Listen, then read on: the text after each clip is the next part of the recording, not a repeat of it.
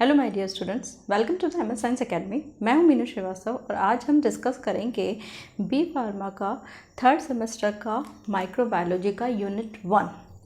Unit 1 के अंदर हमें जनरल इंट्रोडक्शन पढ़ना है, हिस्ट्री पढ़ना है और क्या क्या स्कोप हैं, क्या क्या ब्रांचेस हैं, प्रोकैरियोट, यूकैरियोट, ये सारी चीज़ें हमें पढ़नी है। तो आज हम डिस्कस करते हैं बेसिक माइक्रोबायोलॉजी और उसकी स्टडी और उसकी हिस्ट्री के बारे में।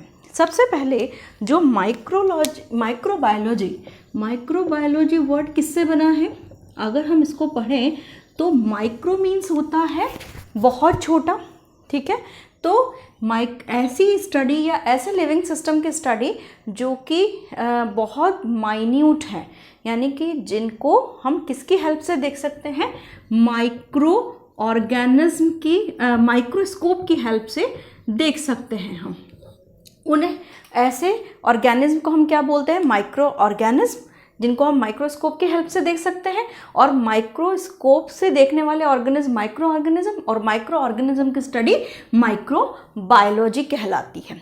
माइक्रोबायोलॉजी के अंदर जो माइक्रोस वर्ड है, micros word is a Latin term, और ये वर्ड बना है, इसको माइक्रोस वर्ड बना है। माइक्रोस का अर्थ होता है या मीनिंग होता है स्मॉल या वेरी वेरी स्मॉल, बहुत छोटा, ठीक है। तो माइक्रोबायोलॉजी के अंदर हम उन ऑर्गेनिज्म की स्टडी करते हैं which we can not see with the naked eye. तो इसको अपन इसकी डेफिनेशन लिख सकते हैं। तो माइक्रोबायोलॉजी की डेफिनेशन क्या है? It is the science, it is the branch of biology or branch of science, branch of biology which deals about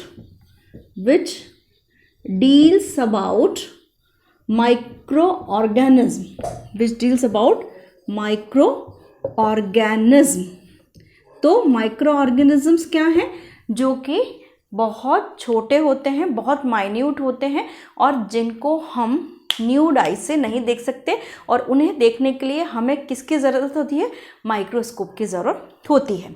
microbiology के अंदर बेसिकली हम माइक्रो ऑर्गेनिजम्स की क्या क्या चीज़ें स्टडी करते हैं? उसकी स्ट्रक्चर स्टडी करेंगे। किसी भी माइक्रो ऑर्गेनिज्म की स्टडी के अंदर स्ट्रक्चर कैसा होगा, उसका फॉर्म कैसा होगा, उसका कह सकते हैं कि रिप्रोडक्शन मोड क्या होगा, उसका रिप्रोडक्शन मोड क्या होगा, उसके अंदर लिविंग सिस्टम का इंटरैक्शन कैसा होगा, इंटरैक्शन विद लिविंग सिस्टम या इंटरैक्शन विद लिविंग ऑर्गेनिज्म, उसका लिविंग ऑर्गेनिज्म के साथ कैसा इंटरैक्शन है, ये स्टडी करेंगे।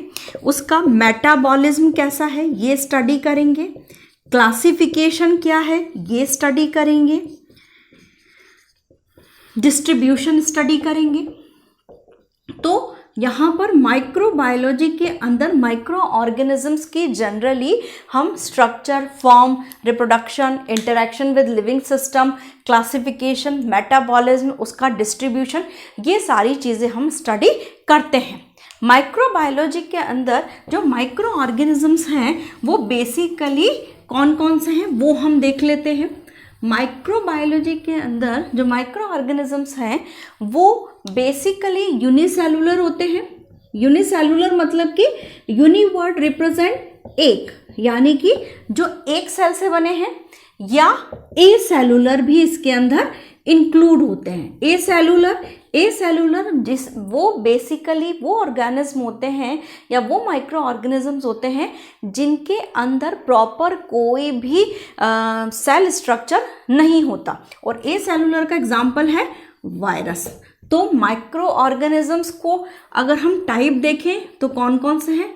बैक्टीरिया, फंजाई, आपका वायरस, ईस्ट, ये सब हम प्रोटोजोआ, ये सब अपन स्टडी कर सकते हैं।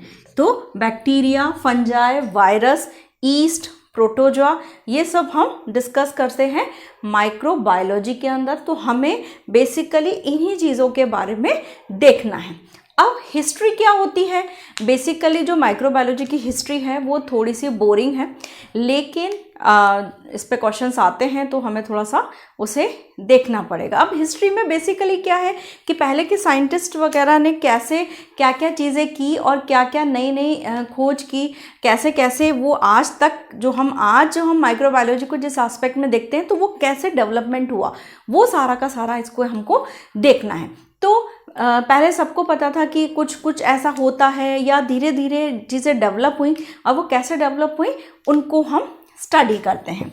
तो बहुत सारे साइंटिस्ट थे, या बेसिकली कह दें कि पहले के ज़माने में हर कोई साइंटिस्ट था। जो फिलोसोफर था वो भी साइंटिस्ट था, और जो साइंटिस्ट था वो तो साइंटिस्ट था ही सही, यानी कि हर कोई एक अपनी थ्योरी डेवलप कर रहा था, क्योंकि सराउंडिंग से सब अननोन थे। तो कोई फिलोसोफर ने अपनी थ्योरी दे दी, जैसे एरिस्टोटल थे, उन्होंने अपनी एक थ्योरी दी, बेसिकली वो फिलोसोफर थे। लेकिन जो है कई सारे ऐसे साइंटिस्ट आए जिन्होंने वाकई कई चीज़ों को सही तरीके से प्रूव किया, जैसे एंटोनी वॉन ल्यूवेनहॉक है, तो वो सब अभी अपन देखेंगे। सबसे पहले जो साइंटिस्ट आए वो थे रॉजर बैकॉन। सबसे पहले जो साइंटिस्ट आए वो साइंटिस्ट थे आपके Roger Bacon. Scientist Roger Bacon ने कहा कि कोई भी जो डिजीज़ प्रोड्यूस होती है वो इनविजिबल लिविंग सिस्टम के थ्रू होती है। तो ये रॉजर बैकॉन ने कहा any disease is produced by invisible living organism. तो ये कह रहा है कि ये जो इनविजिबल लिविंग ऑर्गेनिज्म है उनके थ्रू रॉजर बैकॉन ने कहा कि कोई भी जो डिजीज़ है उसके लिए कोई ऐसा लिविंग सिस्टम जिम्मेदार है जो कि इनविजिबल है। अब इसके बाद और कुछ साइंटिस्ट जो समझने लगे कि हाँ ऐसी कुछ चीज़ें हैं जो डेवलप किया जाना लगे, तो जो है उसके बाद जो दूसरे साइंटिस्ट आए जो कि जिन्होंने इस चीज़ को सपोर्ट किया वो थे फ्रैकास्ट्रो। वो कौन से थे? फ्रैकास्ट्रो एक साइंटिस्ट थे, फ्रैकास्ट्रो। और इसके अलावा आपके एंड प्लेंसिस एक साइंटिस्ट थे। ये दोनों साइंटिस्ट जो थे इन्होंने सेम स्टेटमेंट जारी किया, फ्रैकास्ट्रो एंड एंटोन वॉन प्लेंसिस। इनका पूरा नाम था एंटोन वॉन प्लेंसिस। इन्होंने इस स्टेटमेंट को सपोर्ट किया, सपोर्टेड दिस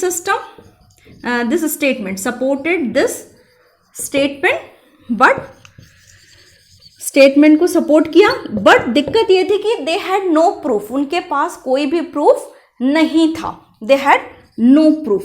तो एक अगर और सीधी सी बात है कि प्रूफ होता है तो ही आगे बात होती है।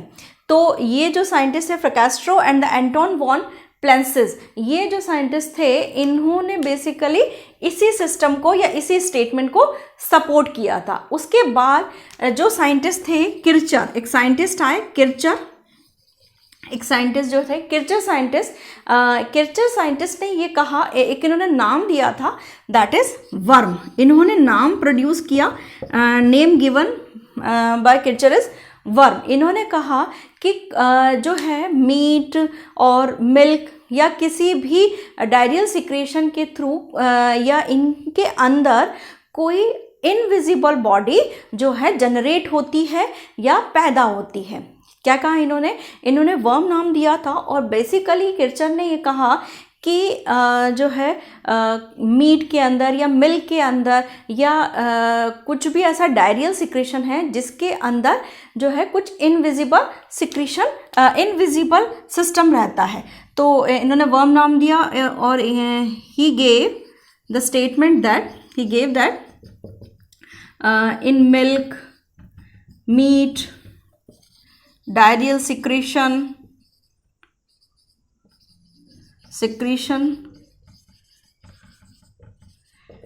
इनविजिबल पार्टिकल्स और इनविजिबल पार्टिकल्स वर प्रेजेंट। ये इन्होंने एक किर्चर ने स्टेटमेंट दिया था। और इन्होंने किर्चर एक्चुअली बहुत इंपॉर्टेंट कह सकते हैं कि इन पे क्वेश्चन आ चुका है कि इन्होंने बैक्टीरिया का इंपॉर्टेंस बताया। ही gave the importance of bacteria in disease production. In disease production. इन्होंने बैक्टीरिया के बारे में बताया कि कुछ ऐसा सिस्टम है जो कि डिजीज़ प्रोड्यूस करने में जो है बहुत इम्पॉर्टेंट जो है पार्टिसिपेशन कर रहा है। उसके बाद जो रोजर बैकॉन, फ्रैकास्ट्रो, क्रिचर के बाद जो साइंटिस्ट आए वो थे एंटोनी वॉन ल्यूवेनहॉक। और एंटोनी वॉन ल्यूवेनहॉक शायद आप लोगों ने 11th-12th में पढ़ा होगा, क्योंकि एंटोनी वॉन ल्यूवेनहॉक जो साइंटिस्ट थे इनको माइक्रोस्कोप बनाने का बड़ा शौक था। और माइक्रोबायोलॉजी में बूम तब तक नहीं आया जब तक कि माइक्रोस्कोप का डेवलपमेंट नहीं हुआ। क्यों? क्योंकि माइक्रोस्कोप का डेवलपमेंट के बिना जो है पॉसिबल ही नहीं है कि आप किसी इनविजिबल सिस्टम को देख लें। तो एंटोनी वॉन ल्यूवेनहॉक को हम बोल सकते हैं कि ये सबसे कह सकते हैं कि सबसे इनको क्रेडिट दिया गया माइक्रोस्कोप की डेवलपमेंट के लिए, और सबसे सक्सेसफुल रहे अपने टाइम में कि इन्होंने माइक्रोस्कोप से बहुत सारे लिविंग सिस्टम्स को देखने में सफलता पाई। तो 4th साइंटिस्ट थे जो थे हमारे, वो थे Antony van Leeuwenhoek. Antony van Leeuwenhoek, Antony van Leeuwenhoek को हम फादर ऑफ माइक्रोबायोलॉजी को बोलते हैं, फादर ऑफ माइक्रोबायोलॉजी। और इनको बहुत ज़्यादा शौक था। किसका शौक था इनको शौक था कि ये अलग अलग तरह के लेंसेस बनाते थे। कैसे बनाते थे? ये ग्लास को चूरा करके और ग्राइंडिंग कर करके बनाते थे। और करीबन इन्होंने 250 लेंसेस अपने पूरे लाइफ टाइम में बनाए। और इनका जो सेल्फ मेड माइक्रोस्कोप था, वो सेल्फ मेड माइक्रोस्कोप करीबन 300 से 400 तक का 300 to 400 टाइम्स का विजन दे सकता था, यानी कि मैग्निफिकेशन कर देता था, मैग्निफिकेशन। इन्होंने सबसे पहले जो लिविंग सेल थी, लिविंग सेल को देखने का क्रेडिट जो है एंटोनी वॉन ल्यूवेनहॉक को ही दिया जाता है कि इन्होंने सबसे पहले लिविंग सेल को ढंग से देखा। दूसरी बात यह है कि इन्होंने एक वर्ड दिया एनिमलक्यूलस, एनिमलक्यूलस वर्ड इन्होंने दिया। और इन्होंने बैक्टीरिया की स्ट्रक्चर काफ़ी हद तक प्रूव कर दी थी, या ये कह सकते हैं कि बैक्टीरिया का proper description Antonie van Leeuwenhoek दे चुके थे उस टाइम पे। ये करीबन 1675 के आसपास की बात है, 1675 के आसपास की। तो ये तब इन्होंने बैक्टीरिया का डिस्क्रिप्शन प्रॉपरली दे दिया था। और इन्होंने बेसिकली किसके अंदर देखे, इनको जो मिलता था ये उठा के अपने सेल्फ मेड माइक्रोस्कोप में देखते रहते थे। तो इन्होंने जनरली जो देखा वो रेन वाटर के अंदर देखा। दूसरा अपने टीथ स्क्रैच, जैसे टूथपिक से अपना दांत में से कुछ निकाल लिया और टीथ स्क्रैच में से कुछ देखा। तो ये बेसिकली कह सकते हैं सेल्फ मेड माइक्रोस्कोप से बहुत सारी चीज़ें देखते थे और उसको कंटिन्यू जो उसमें पता करते थे। इसके बाद एक साइंटिस्ट आए एरिस्टोटल साइंटिस्ट जो थे, उन्होंने एक बड़ा कंट्रोवर्शियल कंसेप्ट दिया कि थ्योरी ऑफ स्पॉन्टेनिटी। इन्होंने एरिस्टोटल, इसके बाद जो थे 6th जो साइंटिस्ट थे दैट इज एरिस्टोटल। इनको अरस्तु भी बोलते हैं, हिंदी में बच्चे अरस्तु के नाम से भी इसको पढ़ते हैं। Basically he was not scientist, he was a philosopher. वो फिलोसोफर थे अपने टाइम के, बट फिलोसोफर जनरली थिंक करते हैं, सोचते हैं अच्छा ऐसा रहा होगा। लेकिन अब एरिस्टोटल बेसिकली इन्होंने क्या किया, इन्होंने कुछ एक्सपेरिमेंट्स किए और एक्चुअली इन्होंने मीट ब्रॉथ को जो है किसी बीकर में रखा और उसमें मक्खियाँ हो गई। तो इनको लगा कि जो मक्खियाँ हैं या मैगेट्स हैं, मैगेट्स आपके बुक में मैगेट्स के हैं, तो मैगेट्स मतलब मक्खियाँ होती है, तो मक्खियाँ जो हैं वो मीट में से आई हैं। तो बेसिकली इन्होंने जो कंसेप्ट दिया था थ्योरी ऑफ स्पॉन्टेनिटी। इन्होंने थ्योरी ऑफ स्पॉन्टेनिटी मतलब क्या है, non living system develop from living system develop from non living system, ऐसा इन्होंने कहा। Living system develop from non living system. तो इन्होंने बेसिकली क्या किया कि जो मीट का ब्रॉथ था, मीट को पका के एक बीकर में रख दिया और कुछ टाइम बाद उन्होंने देखा कि उसमें जो है मैगेट्स हो गए, मक्खियाँ हो गई हैं। तो इनको लगा कि ये जो मक्खियाँ थी वो बेसिकली किस में से आई हैं, मीट में से आई हैं।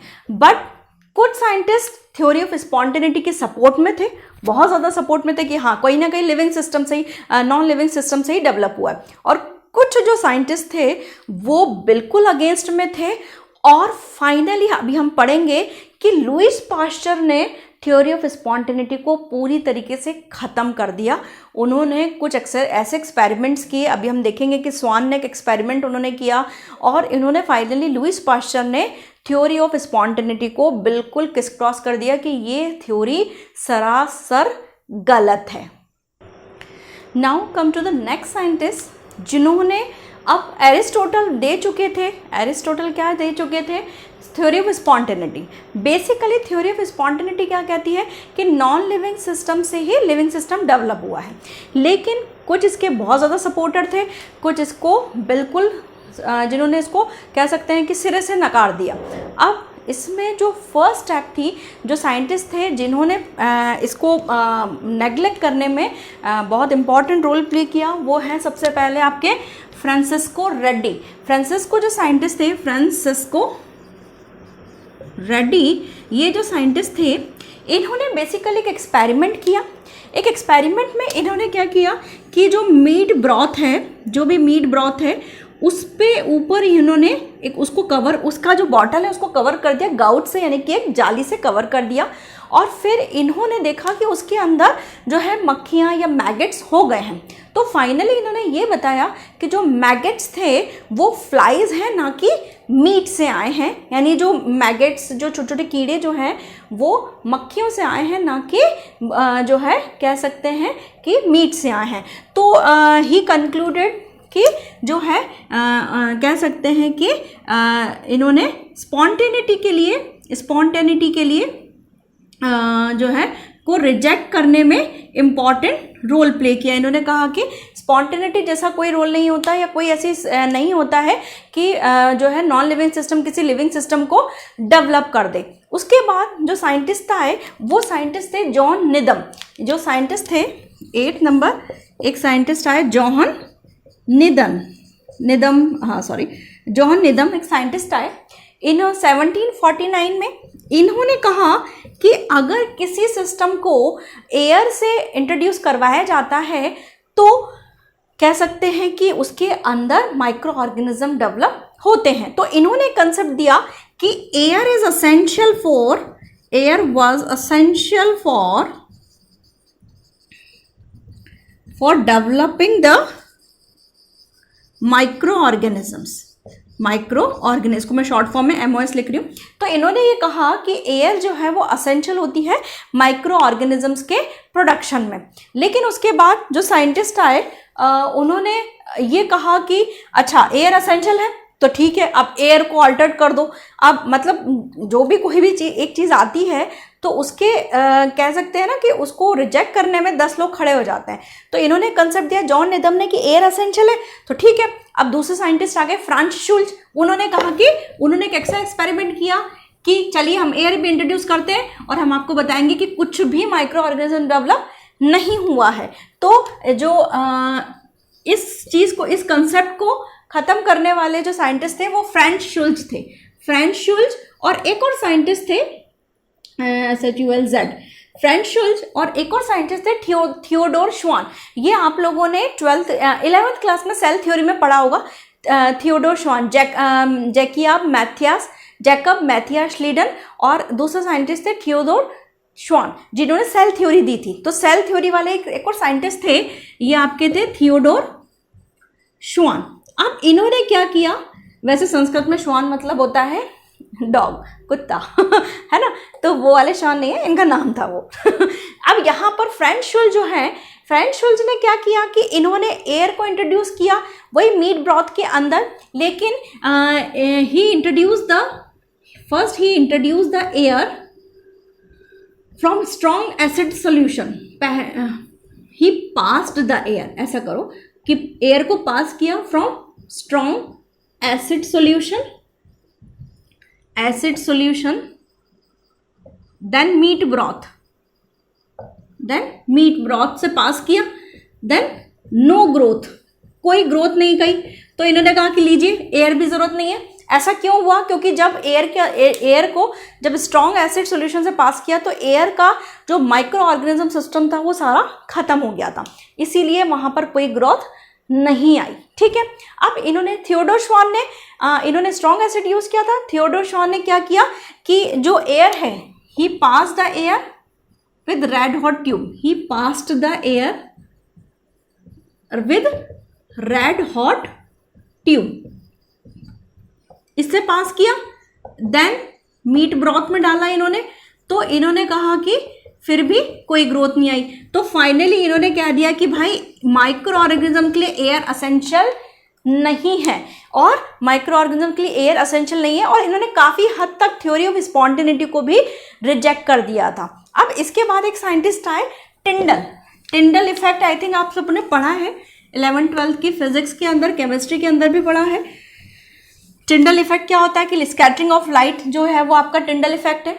तो यहाँ पर भी सभी क्योंकि उस टाइम पे ये था कि सब साइंटिस्ट सब जगह कूदे पड़े रहते थे, कोई ऐसा कोई स्पेसिफिक वो नहीं था, जोन नहीं था। जॉन टिंडल जो साइंटिस्ट थे, इन्होंने क्या किया, इन्होंने ये कहा कि अगर हम प्रोलॉन्ग्ड हीट देंगे, यानी किसी सिस्टम को अगर हम काफ़ी हद तक काफ़ी देर तक हीट देंगे, then we can destroy the micro organism. तो इन्होंने कहा कि prolonged heat can destroy, prolong मतलब बहुत लंबे टाइम के लिए, can destroy the micro organism. तो ये, इसके अलावा इन्होंने कौन सा इफेक्ट दिया था, टिंडलाइजेशन इफेक्ट भी दिया था इन्होंने।